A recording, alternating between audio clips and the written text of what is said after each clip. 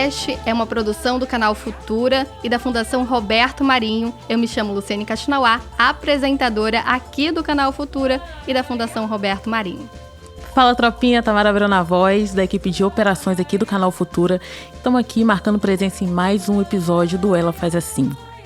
E para completar o nosso time de mulheres incríveis, a gente vai receber uma mulher que está revolucionando aí as relações internacionais, buscando retomar para o seu povo o que é seu por direito. E chega mais aqui a Célia Tupinambá para esse super bate-papo com a gente. Obrigada. Então vamos começar, né?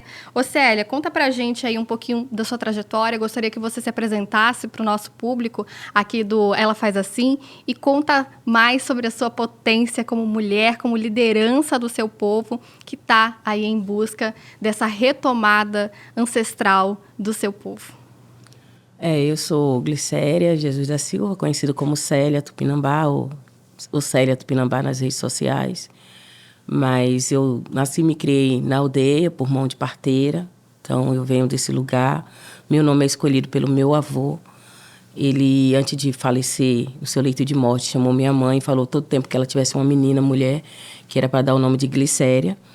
De Glicéria era a prima dele, que foi comida pela onça, que ela fora levada para o aldeamento Nossa Senhora da Escada em Olivença, e ela não se acostumou e ela estava grávida.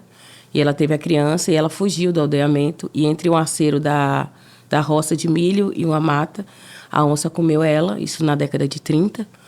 Então, e ele se sentia responsável por ela.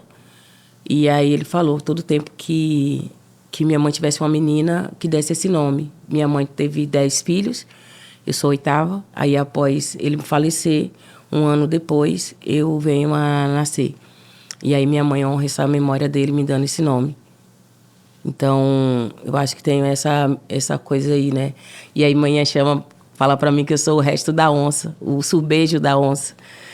E isso pra mim é engraçado, porque eu sempre ouvi sempre a minha história do meu nome, sempre foi contada pra mim, o que significa essa história do meu nome pra mim e como meu avô escolheu pra eu ter esse nome. Então, é pra mim entender a importância desse nome. E aí, estudei lá na aldeia mesmo. Minha mãe lutou para que tivesse uma escola. Então, fiz minha primeira formação na aldeia. Depois, fui para o Fundamental 1 na cidade, Fundamental 2 na cidade. E depois, eu fui fazer a licenciatura intercultural. Tem pouco tempo, terminei. E aí, fui chamada. Fiz para a licenciatura... Fiz agora o mestrado. Estou fazendo um mestrado aqui no Museu Nacional, né? Então, tem um percurso aí dessa luta. Falando em Museu Nacional, a gente vai tocar nesse assunto que é do manto sagrado, né, do povo tupinambá, que foi levado há mais de 300 anos. É como se alguém pegasse uma coisa emprestada, entre aspas, né, e fosse devolver só depois de 300 anos. Isso já aconteceu com você, Tamara? Alguém pegar uma coisa emprestada e não devolver mais? Sim, já aconteceu, mas assim, a gente vai atrás, né? A gente vai em busca de pegar de volta. É justamente isso que a Célia tem feito, né? É muito importante. Célia, conta pra gente aqui, que a gente está bem curiosa em saber como que foi todo esse processo.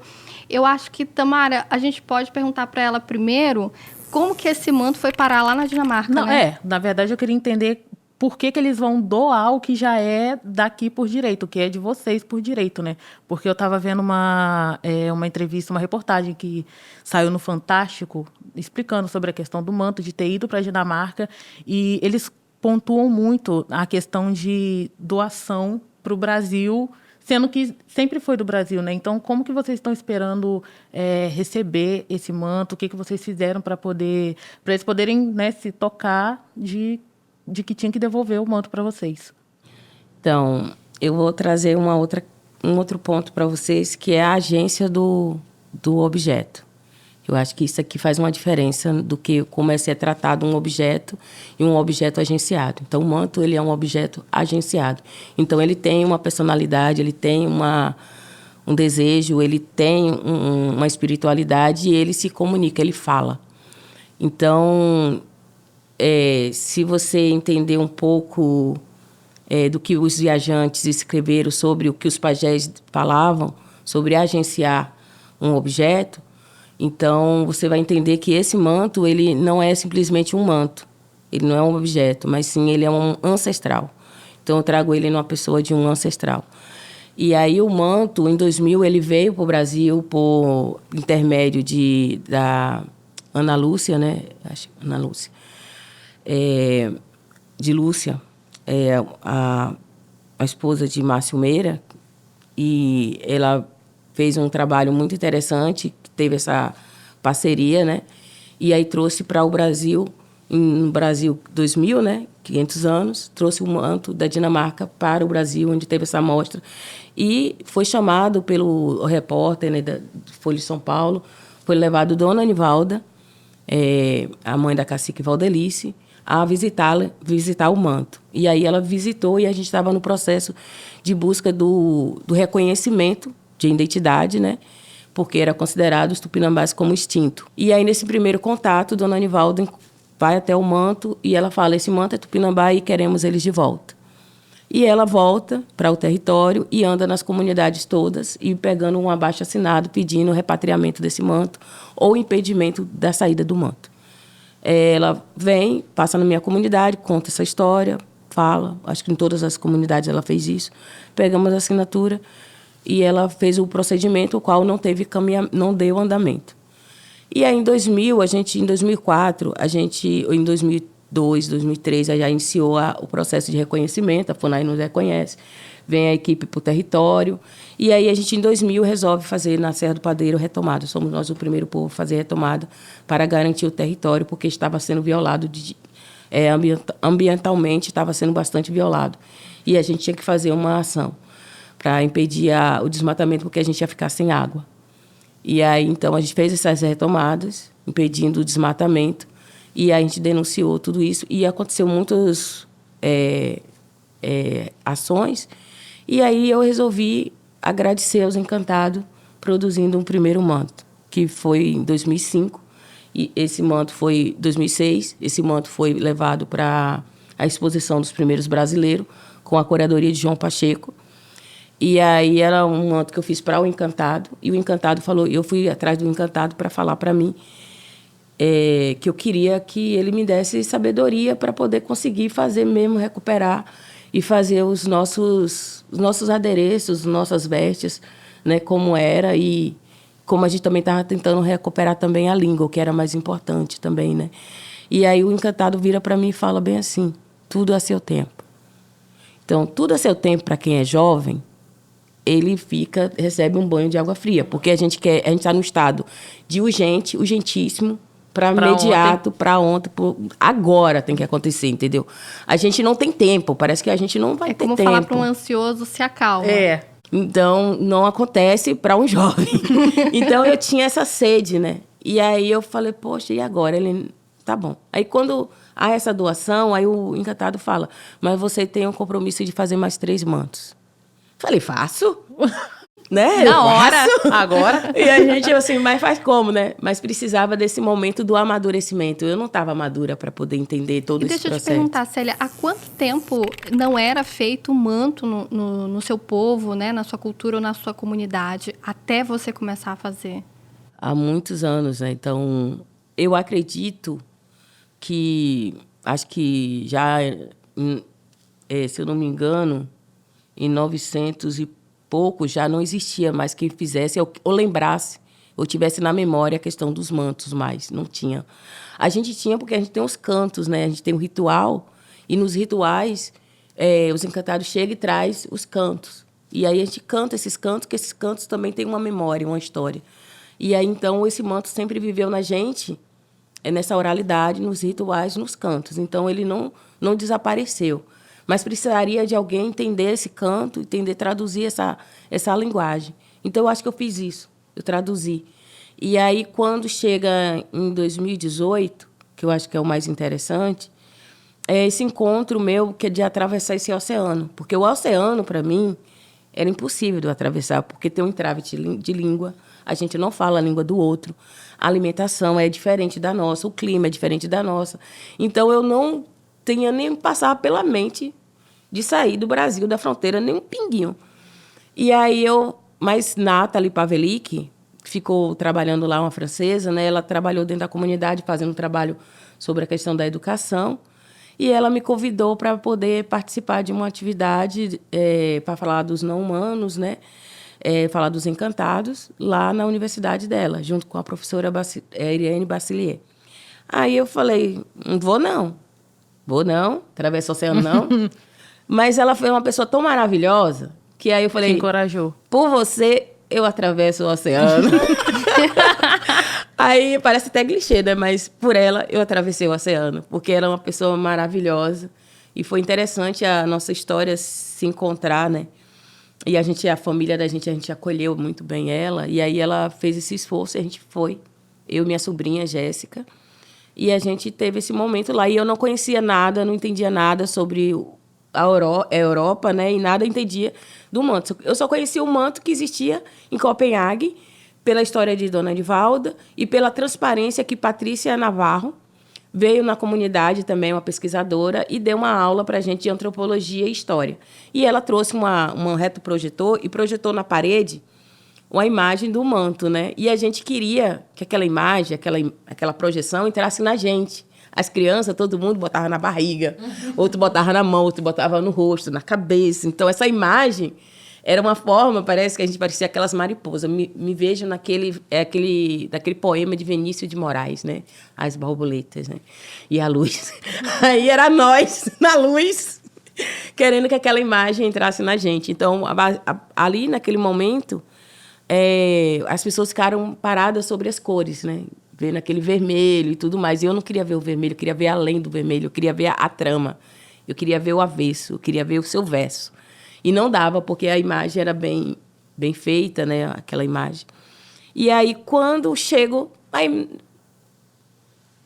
Nathalie fez uma tramou lá, escondida, com os pessoal, e falaram... Ela, tá bom, quando a gente saiu da atividade, entramos no metrô, ela recebe uma ligação e fala, Célia, tem uma notícia para te dar. Olha, eu tô me arrepiando. Eu falei, qual é a notícia? Boa ou ruim? Ela... boa, uma boa e outra ruim. Eu falei, então dê a ruim primeiro, porque aí a boa é boa, não é boa? Alguém se incomoda por receber uma notícia boa? Amortiza ruim. Não, então, fale a ruim primeiro, que depois aí, né, a gente equilibra, né? Aí ela, então. Eu falei, então. Ela, é que no nosso povo, aqui na Europa, fizeram muita desapropriação, muito roubo, não sei o quê, não. Eu falei, fala outra coisa que eu não sei. Aí ela, tá, isso aí já sabe, vai. Pula. Aí ela, então. Eu falei, o quê? Aí ela, tem um manto aqui na Europa e o pessoal permitiu que você pudesse ver. Aí a gente deu um tanto grito, menino, nesse metrô. Imagino. E um monte de gente olhou pra gente, um monte de... Sem entender assim, nada. Nossa, um monte de louca. O Brasil, todo mundo doido. Aí a gente quietou, né, que se conteve, né? A gente já partiu pra lá. E aí, rapaz, foi interessante, porque a caminhada, chegar lá na porta... apresentar o crachá, ser conduzido por uma porta, um corredor, entrar dentro de um elevador, passar pelo outro corredor, entrar em outro elevador, passar pela... comprar aquele cheque de documento mesmo, você está ali. Depois você parar no outro lugar, tem uma porta assim, uma grade, e o cara aperta e você abre uma porta. E naquela porta que eu estava, a um passo para frente, né, para dar, tinha alguém ali me esperando. Era a sensação. Tinha alguém ali me esperando. E aí, estava me esperando, sim. E aí eu entrei. E aí, quando eu entro nessa dimensão, eu falo que eu entro em cosmogonia. Eu sofri de cosmogonia e quero que vocês sofram também. Então, a cosmogonia... Tá passando aqui, ó. Tá passando. Tá, né? Então, esse momento. Então, esse momento de cosmogonia. E aí, o nosso corpo fica parecendo um estágio de você estar de colesterol. O corpo todo naquela sensação de dormência, né? E formigamento. Eu falei, nossa, meu colesterol tá alto. Quando sair daqui, eu tenho que ir no médico, porque deve ter alguma veia entupida. No mínimo, a gordura já tá bem, né, no grau. Aí, mas eu sei entender ainda aquilo, e aí me apresenta esse manto na minha frente, assim, com aquelas penas maravilhosas. E eu vou assim, e aí parece que tem uma dimensão, e ele tá falando comigo, e eu não tô entendendo, porque naquele momento, né, a gente é ensinado, formado... Porque objeto é objeto. Objeto é para ser utilitário. Objeto é para te servir. Objeto não tem nada a ver, né? Então, eu não entendi ainda aquilo. Eu falei, não, como é que é assim? Na minha cabeça, eu disputando ali, né? Falei, como assim? Objeto fala? Objeto não fala. Objeto foi ensinado pra gente na escola que objeto não fala. E aí eu falei, meu Deus, e agora? O que eu estou passando aqui? E aquela confusão, aquela situação. E aí, de repente, sai na minha frente, assim, na minha visão, várias imagens. A primeira imagem é umas sombras e é um lugar onde na aldeia tinha crianças, mulheres, penas, pessoas, e aí passando de um lado do outro, aquela correria, alguém sentado, fazendo a malha, alguém, muitas plumas, muita criança, e aquela coisa assim, e eu naquele meio ali, naquelas sombras. E a sensação, e aquele sopro, aquele vento, aquelas imagens e sombra, né, em preto e branco, assim, mas sombra, né, não era tão em preto e branco, não, mas era sombras. E aí eu voltava, assim, né? Porque eu tinha que ver o manto ali na minha frente. E aí eu fui olhar as penas, a composição, o lado direito, o lado esquerdo, as camadas. E aí eu fui chegando na parte onde ele era bem desgastado, para ver a malha mesmo, que me interessava mesmo, é o nó. E aí eu fui chegando para entender aquilo. E aí, de repentemente, vem outra imagem de várias pessoas estarem na areia, assim, em fileira, assim, sei lá, assim, né, um ao lado do outro, olhando para esse mar, esse horizonte, onde tinha uma embarcação que depois desaparecia no fio do horizonte. Eu conseguia sentir até a areia debaixo dos meus pés, assim, estar naquele lugar. Parece que eu estava naquele lugar também. Você teletransportou para aquele lugar, né? E aí eu falei, gente, é loucura isso aqui. Aí eu não transmiti naquele momento, mas eu falava, gente, se eu fechar os olhos aqui, eu consigo estar nesse lugar onde o manto estava.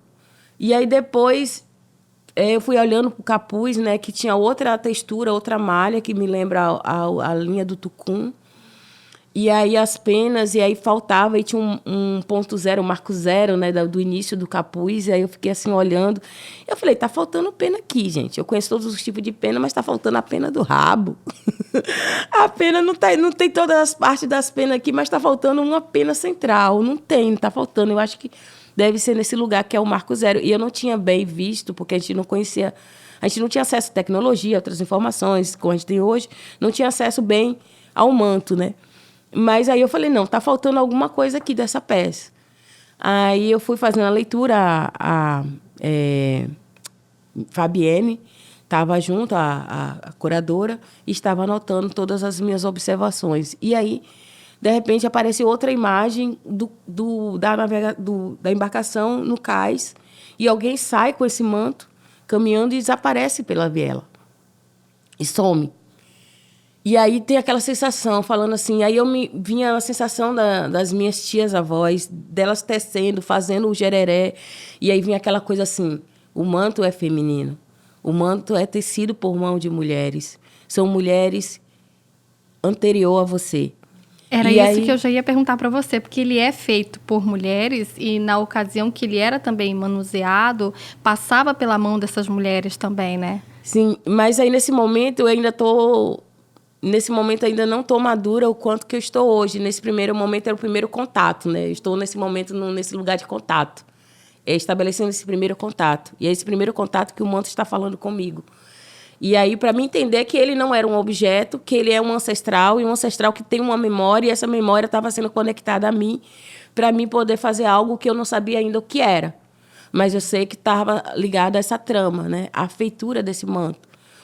E aí eu volto para casa com essa coisa, assim, né? Com esse sentimento, com toda essa coisa ainda para assentar. Atravesso de volta esse oceano e chego em casa. E aí eu vou apresentar para os meus, né? Para o meu pai, para minha família, todas essas imagens e mostrar como era esse manto. Mas nesse percurso também, o Cacique Babau recebeu um título, né? De doutores honoris causa e queria ser uma cerimônia muito importante. E essa cerimônia, eles tinham que estar vestidos de beca, mas eles tinham reconhecido o conhecimento indígena na pessoa de um cacique. E eu penso em mim que seria a pessoa do cacique com o cocá todo lá nessa hora, para ter um reconhecimento completo da instituição. Aí só que não, que poderia quebrar o protocolo e tudo mais. Então, o pessoal estava negociando, no mínimo, ele usar um cocá. E aí o pessoal disseram que não.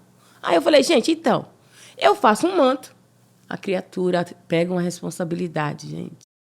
Deixa que eu resolvo, né? Então, vamos fazer assim. Vai ser simples. Pra mim. É simples. Joga no peito que bate. Gol. Então, aí eu faço o manto E a gente faz um corredor, o cacique sai de lá da tribuna e a gente põe ele o manto. E no final, vamos ver quem vai sair na foto. No mínimo, as duas, um lado da outra. Ele com o manto e outro ele de beca. Foi a primeira visão que eu tinha estabelecido naquele momento. Então, aí o menino falou assim, você faz um manto? E eu falei, faço. Deixa comigo, não sei como, mas eu faço. Faço sim, senhor. Faço, assumi essa responsabilidade. Aí vai eu, né? Mostrar as fotos pro mais velho e tal. Ele, não, mas aí tem que ter um gabarito, né? E aí eu falei, pronto. Aí pai, eu fui lá, tirou os vira-saruê, as varas, e aí me entregou essas varas, eu comecei a montar essas varas, e eu falei, mas a linha é com cera de abelha. Aí os meninos começaram a pegar a cera para mim, aí pegou a cera de abelha de Jitaí, de Uruçu. Você tinha quanto tempo para poder fazer esse manto e quanto tempo você levou, assim, para fazer? Então, todo Parece dia, que foi todo assim, dia do Neida. desmarcava, graças a Deus. Todo dia não dava certo a formatura. Deu tempo, então. E aí chegou o período pandêmico, aí foi maravilhoso, Nossa. porque não podia ser presencial, ia ter aquela coisa toda e todo dia desmarcava. Mas nesse processo, eu peguei, estiquei os cordões e tudo mais, e aí chegou meu filho, pequeno, eu tinha escondido, eu não sabia onde que estava a tesoura. E aí, de repentemente, aí chegou a hora de eu ir para a aula de noite, meu filho ficava em casa, dormindo, assistindo televisão, ele não mexia em nada, não traquinava nem nada. Ligou a televisão, botou os livros lá, que ele adorava livro, e aí, então, acabou. E aí, de repentemente, chego, estiquei tudinho lá no gabarito, o cordão, deixei lá, meu filho foi lá. Voltei, meu filho dormindo no sofá, peguei ele, botei na cama, dormi, acordei de manhã. Aí veio uma sensação assim, passe a mão, dedilha aí. E eu peguei e dedilhei no gabarito do que eu tinha esticado o cordão. Tudo cortado. Aí, e estava tão cortado perfeitamente que eu falei, gente, como é que é isso? Aí eu cheguei, Ori, tu achou a tesoura e tu cortou meu trabalho, Ori, que eu tenho tanto tempo para poder fazer isso, Ori.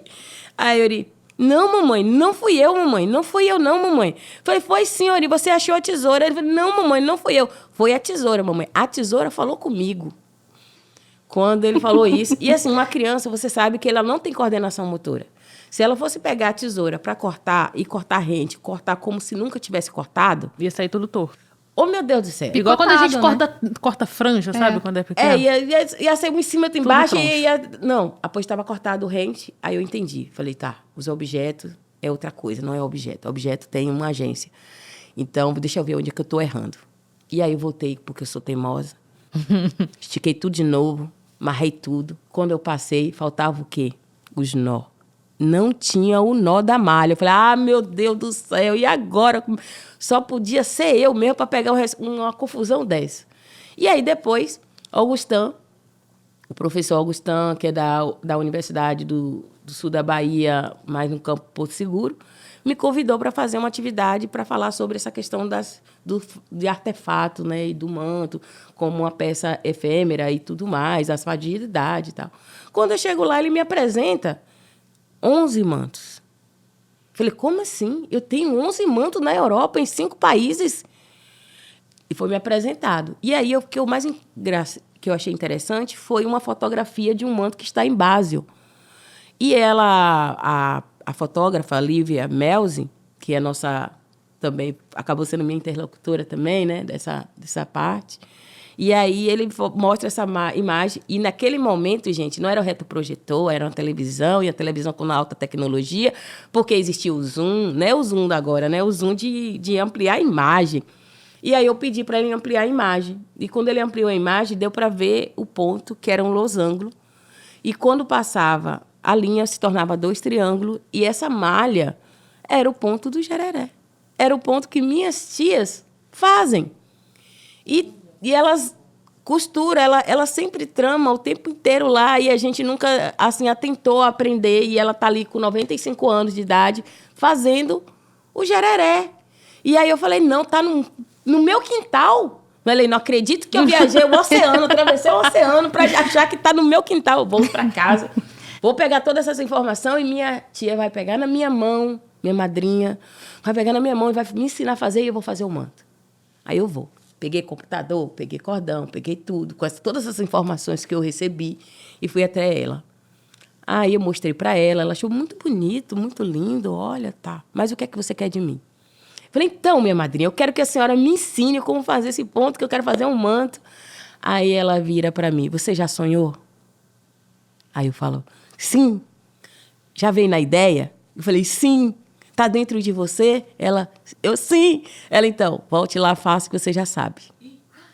Aí eu acreditei nela. Não, gente, eu acreditei. Peguei tudo com alegria danada, botei tudo na mochila, pulei na moto e voltei para casa. Quando eu cheguei em casa, que eu desci da moto, que eu tirei a mochila, que eu tirei as coisas, eu lembrei. Ela não me ensinou, eu não sei. Aí eu pulei na rede, né? Nós tem rede. Pulamos na rede, e aí agora, falei, meu Deus do céu, e agora? Eu sei, eu não sei, eu sei, eu não sei. Aí eu fui conceber as imagens que o manto tinha me dado. Aí eu peguei a linha, olhei e comecei a tramar. Como se eu estivesse naquele lugar, naquela imagem, naquela aldeia. E num piscar de olho, a malha surgiu na minha mão. E aí depois eu olhei, e agora o capuz? Olhei para o meu pé, olhei para o pé, olhei para mim, olhei para o dedão, marquei o dedão, falei, isso aqui é a simetria que eu vi do marco zero, do capuz. E aí eu fiz, pensei que não, estava pronto. No piscar de olho assim, eu falei, não é que minha madrinha estava certa, que eu sabia? Era coisa assim, eu falei, meu Deus, eu sei mesmo, né? E aí eu não sabia que eu sabia, mas acabei fazendo. E numa coisa interessante, porque o manto falava assim, que era para mim fazer com um fio único. Né? Era, porque minha tia faz o jereré, que é um instrumento de pesca, e ela faz com a linha quebrada. E eu faço, e aí ele pediu que eu fizesse com um fio único. Então, era tipo reatar o fio da história. Então, fazer um manto com um fio único e contínuo era importante. Então, eu desenvolvi outra técnica, outro jeito de fazer, com a dimensão do corpo, com a mão, né, com esse pensamento, e tramei a primeira malha, que foi levando as penas. Depois foi a aplicação dessas penas. E aí apliquei a malha do manto, e aí entra a pessoa nesse lugar, a Jurema Machado, que me pede, Celinha, o que você está fazendo aí, Celinha, nessa pandemia? Aí eu falei, ô Ju, eu estou fazendo um manto. Ela, manda aí para nós, que eu estou dando aula aqui no Recôncavo, e aí você, na universidade, você manda para mim, que eu dou para mostrar para os alunos o que você está fazendo. Vamos fazer uma live no Instagram? Que a gente nem tinha começado ainda, ela chamou. E a gente foi fazer, mostrei. Ela faz um vídeo, porque não deu muito bom, porque a internet caía, não era muito boa no pela serra. E aí, então, eu peguei e mandei um vídeo posterior para ela, mostrando o que eu estava fazendo. Daí, eles pegaram e botaram eu num programa, num prêmio de Outro Céu. Estou lá no Outro Céu, gente. Vocês podem acessar lá um Outro Céu. Ah, ela fazendo a publi dela, Fazendo. claro. Um Outro Céu, que tem eu e outros artistas também. E aí, eles... E me colocou para o mundo, né? Mostrou o que eu estava fazendo, né? Que é essa recuperação do manto a partir daqui, do território, disso tudo. E aí, eu falei assim, se um manto falou comigo, eu tinha curiosidade de saber se esses outros mantos, o que é que eles têm para falar para mim? O que é que eles têm de memória ainda? Que eles tinham um fragmento de memória ainda e que poderia se conectar e eu poderia fazer essa escuta.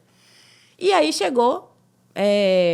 Nesse período, começou a ter essa disseminação da feitura do manto e esse lugar para ter esse acesso de contato, né? Porque o museu na Europa tem um lugar muito, muito fechado e tem que saber quem é que está chegando lá, né? Se é um pesquisador, como é que é. Eu também não tinha acesso a esse lugar, a essa linguagem.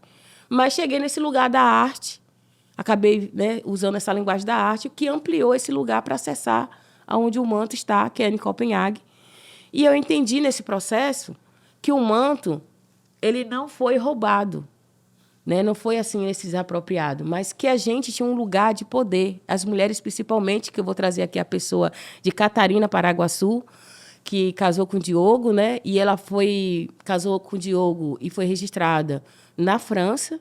Ela tem um registro com o nome e onde ela casou, ela saiu daqui como essa embaixadora, né, e casou e se transformou, ela é respeitada como uma rainha.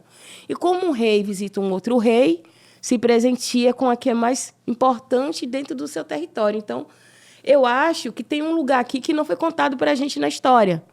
Foi escondido da gente nesse lugar que é onde a gente também tinha um poder nessa corte de chegar, de estar de igual para igual. Como na maioria dos casos, o apagamento da nossa história, né? E o mais importante é que nós, mulheres, era essa ação de política, de relações. Então, era muito respeitada ela. Então, ela fez esse lugar de...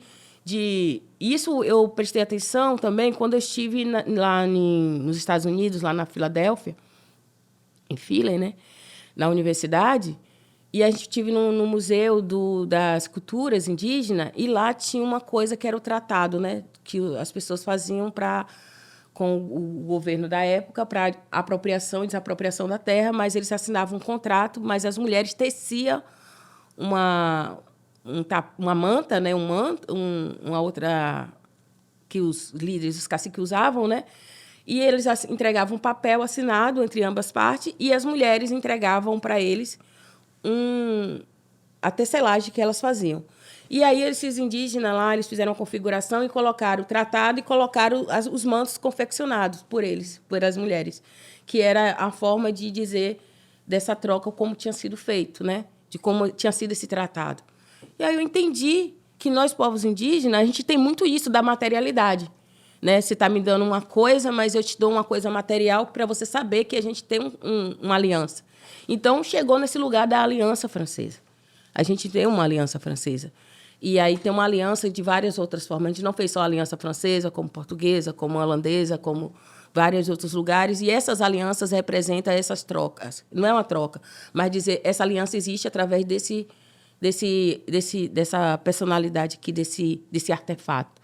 Então, eu penso... Eu quero sair dessa narrativa comum, dessa linha que é estabelecida para a gente, contada há muito tempo para a gente, que tem alguns fragmentos aí que eu não entendo, mas eu comecei a entender, ao ouvir o próprio manto, a dizer por que ele se mantém vivo até hoje.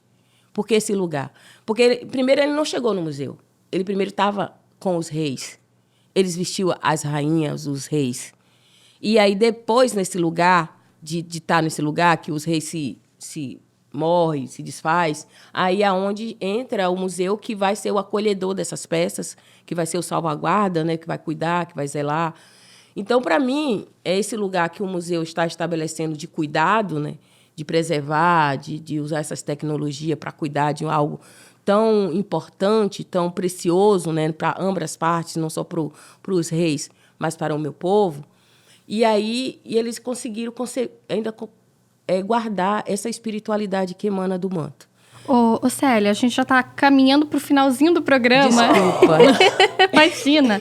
E eu só queria que você respondesse bem rapidinho para a gente como que o seu povo está se preparando para receber o manto em solo brasileiro e para essa retomada desse manto para o povo tupinambá. Sim, a gente até tinha tido um encontro aqui na RAM, que veio o pessoal também, a Cacique Valdelice e suas lideranças, da minha comunidade também, e aí ainda outros povos, e a gente pensa, está aqui, uma conferência, né? Vários povos indígenas do Brasil inteiro presente, porque é um artefato que não está ligado só uma parte de história só de um povo, mas sim é um patrimônio desse Brasil, do território brasileiro, e que todos os povos se sintam representados, seja acolhido, e que tenha a presença de todos aqui para acolher, e que seja recebido como devido seria um Deus na Terra. Eu acho que esse é o meu pensamento, né? De que ele chega nesse lugar e a gente é recebido com todas as pompas, com todos os rituais, com todos os cantos, com todos... para nós tupinambás, quando a gente recebe alguém, né, como é recebido primeiro com o choro. Eu espero que todos chorem. De emoção, de alegria. Com todos os sentimentos que vai emanar deles, é necessário esse choro. Nossa, enfim, que potência. Foi um relato... Essa questão do manto, de você ver o manto como uma ancestralidade, uma entidade, não só como um objeto, eu acho que é uma coisa que toca, né? Que tem que, inclusive, tocar pessoas para eles entenderem que não é só um objeto retirado do seu local de origem, né? É uma personalidade. E a gente te agradece muito por ter compartilhado com a gente essa história, ter compartilhado sua experiência, de ter atravessado o oceano atrás disso, de ter compartilhado toda essa história com a gente. E é isso, deixa suas redes, onde o pessoal te acha, encontra suas artes.